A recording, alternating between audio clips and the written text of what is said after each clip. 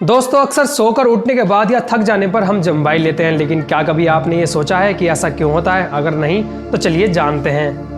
Guys, दरअसल जम्बाई लेना हमारे माइंड और हमारी बॉडी के बीच एक होने वाली रिएक्टिव एक्टिविटी है, जिसमें हमारा शरीर खुद को रिलैक्स करना चाहता है। अक्सर जब हम सोकर उठते हैं या थक जाते हैं तो हमारा शरीर धीमे धीमे सांस लेने लगता है, जिससे ऑक्सीजन शरीर में कम पहुंचती है और बॉडी में ऑक्सीजन लेवल घट जाता है और इसलिए हमें जम्बाई आ जाती है। जब हम जम्बाई लेते हैं तो हमारा मुंह कुछ सेकंड के लिए खुला रहता है ताकि हम ज्यादा ऑक्सीजन अंदर ले सके और ज्यादा कार्बन डाइऑक्साइड बाहर निकाल सके।